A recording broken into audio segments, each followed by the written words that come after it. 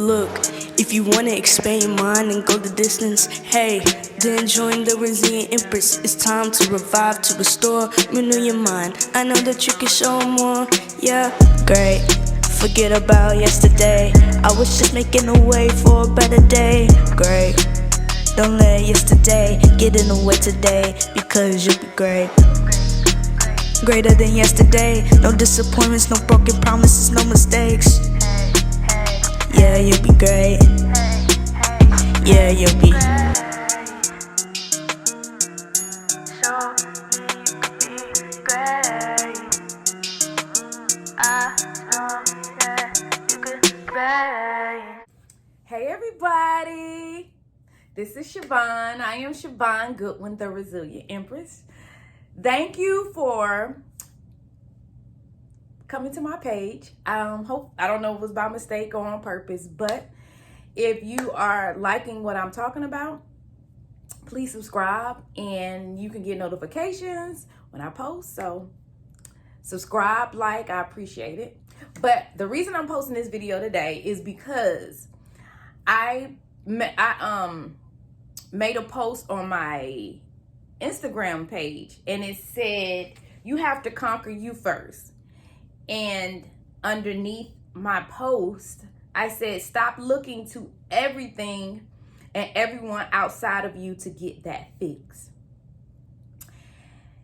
And I have a lot of different things that I'm going to be talking about from time to time. But I just was asking God, what should I talk about today? What should I talk about today? And this is what Holy Spirit led me to. You have to conquer you first. And you have to stop looking to everything and everyone outside of you to get that fix. And because the fix, that thing that you're looking for, you have to find it inside of you, because those things that you're looking at to try to get it, money, jobs, a relationship, they're only going to keep you fixed but for so long. But for so long, it's going to run out, right? So that's just like today when I was at work, one of the nurses was talking to somebody else. I was just overhearing, and she was like, my refrigerator stopped working, blah, blah, blah, blah, blah. And so the guy was, kind of giving her probe questions to see if he could kind of help figure out what was wrong. He was like, did you unplug it and plug it back? Yes, that's on the outside, right? He said, did you do the switch, like the electrical switch? And she said, yeah. She said, the light is on. She said, but it's not getting cold. So she tried to do things that was on the outside, right, to fix the refrigerator. But somebody's going to have to go on the inside and find out what's wrong with the fridge. Go on the inside and fix it, because she did everything she could do on the outside, right? So you have to fix you. You have to conquer you first. You have to know who you are, identity. I am so big on identity. And the reason why I'm so big on identity is because when I went through personal development, you really have to know who you are and why you do the things you do and why you make the decisions that you make. But you really have to investigate you. You really have to find out who you are. That means you're going to have to go back into your past and see why you do the things that you do. You understand what I'm saying? Maybe you have a habit that you don't like, or you have something that you don't like. I don't like me. I love hard, right? I love hard. I'm like, why am I like that? But I was created that way. I was created that way. My mom is that way. But yet on the other hand, I'm hard. But my dad is that way. He's not, he doesn't love hard, and he's not compassionate, but my mom is. I got that from my mom. But yeah, on the other hand, I'm hard and I can withstand a lot. I get that from my dad. My spending habits. I was wondering, why couldn't I keep money? Because I wanted to save money. You know what I'm saying? I wanted to be better financially. I wanted my credit to be better. So what is the root of this? What is the root of this? Why can't I handle money? So I had to go to my past and see how my parents were spending money. I was doing the same thing they were doing, right? And a lot of times you have to investigate why you're doing something, because a lot of times we do things because it's a pattern. It's something that we see and we don't even realize it. That's just like a child in a household that's speaking English. You're going to learn how to speak English, right? But a child that's grew up in a household with people speaking Spanish, they're going to learn how to speak Spanish because that's repetitive. They hear it all the time. But if a child of a Spanish culture was given to a family who that child would not speak their native language because they were not around people who spoke that language, right? But they would still feel that that was their family because that's who they're used to being around. So identity is big. Those are just some examples. So identity is big. You have to know who you are and what makes you tick and why the way you are, because that's also going to help you understand your purpose, your identity, right? If you know who you are, that'll help you understand what God created you for, okay? Also, what causes you to be offended? And I may not be wording it right, but I'm wording it the best way I know how to. When I say that, for instance, you know how some people just are always victims? You know, they always think everybody is picking on them and it's not true. That's an offense. That is not the truth. That's something that they have developed in their own mind, in their own subconscious mind. Something that is false that they want to make real, and it's hindering them from growth. It's hindering them from proceeding to do what they're trying to do, because the enemy is going to use that very thing to keep you bound. Okay? So you have to, you really have to get with yourself. For instance, mine was rejection. Why? I had to go back into my past, and where did this rooted lie of rejection come from? Right? Because when I was young, my mom put me in all kinds of pageants. I was always in some pageants. I was always doing something, singing, modeling. I was doing something. I was always in something, and I had a lot of confidence. My mom always say, "You're a winner no matter what. This is this, that." I was a mascot for a band. I was always in the front. I always got a lot of attention because I was so little and I kept up marching everywhere, blah, blah, blah. So where did this rejection come from? Because I was always constantly received, because everything I was in, I won something. And if I didn't win, I thought I won, right? That's just how I was so used to being accepted. So used to being accepted. So where did this root of rejection come from, right? Where did this root of rejection come from? So the root of rejection started when I became a teenage mom. People who adored me, now they shunned me, right?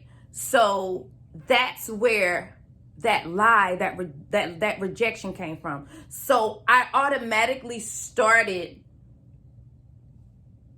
predetermining relationships, friendships as rejection. If somebody said they couldn't do something with me, I was offended.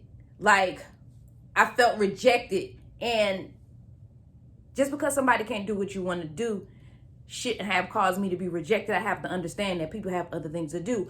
But that was what was rooted into me, that lie, that enemy brings that up. And he'll put you in situations to try to continue to grow that lie, that offense because he knows it's going to hinder you from receiving what God has for you. So what happened to me?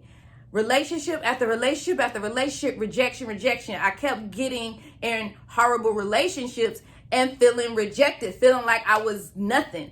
Feeling, you understand what I'm saying? So I had to get to a place to understand, hey, what is going on? Why is this happening in my life? So I can uproot it. And so I can take a different direction because it's hindering me. Because when you deal with rejection, what that causes? That causes sadness, it could cause depression, it causes doubt, it causes insecurity. None of those things are of God, right? And when God has you transforming, when God has you moving, when he's elevating you, you can't have those things upon you or you won't move because you're steady looking on the outside for people to say, okay, it's good to go. Or yeah, you look good. You cannot search for your fix on the outside because a lot of times people don't even know what you need. Money can't fix anything. Outfits can't fix you. Hairdos can't fix you. People can't fix you. Your status can't fix you. Because no matter where you go, the enemy still is going to know how to ring you in and keep you bound from really obtaining for what God has for you. Okay? So, personal development. Personal development is key because when you go through personal development, like my group, my waist trainer sequel group, I'll link the information below if you want to join me. It is for women. It is for women, but I take them through things that I went through personal development. I gave myself my own personal development. I did not realize what I was doing. I knew that I had one day looked around at my life and I knew that wasn't it. So I uprooted me and my kids and I moved and I started picking myself apart piece by piece because I did not want my kids to endure what I had endured emotionally, mentally. I wanted them to be successful in life. I didn't want them to be bound. I didn't want them to go through depressions. I didn't want them to go through these things. So I knew I had to fix me. I had to find out what was wrong with me. So that's how I started my personal development, but I didn't even know what I was doing until I developed myself. And then it's like I'm always in contact with women that are needing to hear what I've been through and how I came out of it. So that's how I got to this place of doing what I'm doing now because of the things that I went through. And if I can help people get out of that place or avoid that place, that's what I'm going to do because that's what I was created for. Okay? So, personal development. If you want to do it with me, then join my group. Is a waist trainer sequel. It started out as a waist trainer challenge, and then it just grew from that. But I knew that was just God. That was all God's work because that was not what was intended. And so that's why I'm here now doing these videos because I knew it, but I didn't know it until I started getting feedback from women of how grateful they were for me and how I'm helping them. So I said, if I can do it with these, then I can help other people too, because I've always been the type of person who, ever since I was little, always want to help. That's one of my gifts, to help people. I'm a helper. Okay. Also, you need to know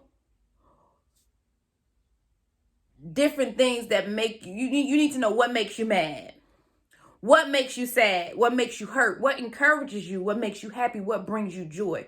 You need to know these things because the enemy is going to try to use all kinds of things to deter you, distract you, and keep you bound, right? So if you're getting mad, you're getting hurt, if you're getting mad, sad, or hurt, those things are not of God. So whatever things that are causing that, you need to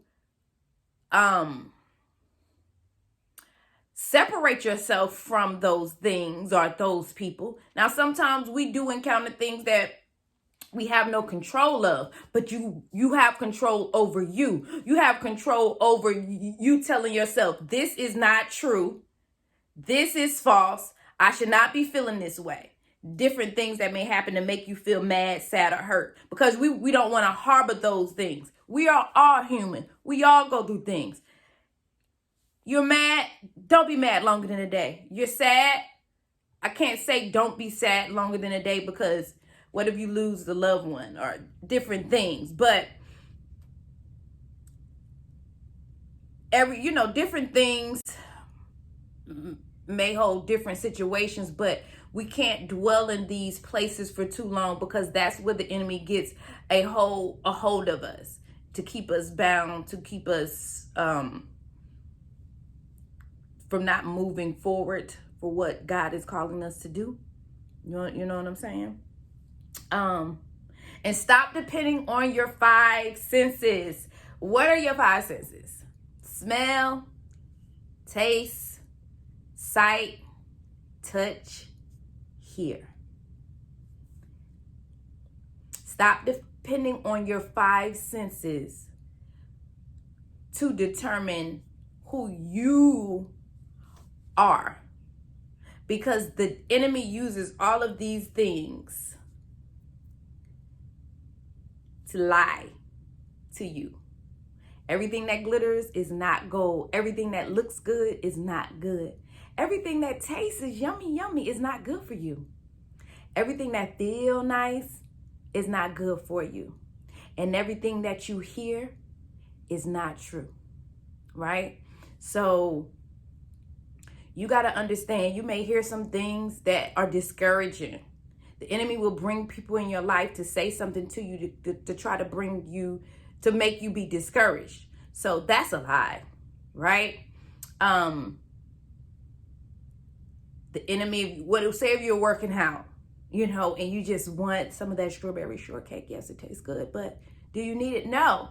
But he'll have people come on your lunch break with it, I'm just using different things as examples. Of this nice car. Oh, it's nice. And you want this car. And yeah, you may can afford it, but you're going to really be stretching it. You're going to be stretching it. You ain't going to be able to save no money. Don't be tempted because you see somebody else with it and you want it too, because you'll have your time. You'll have your time.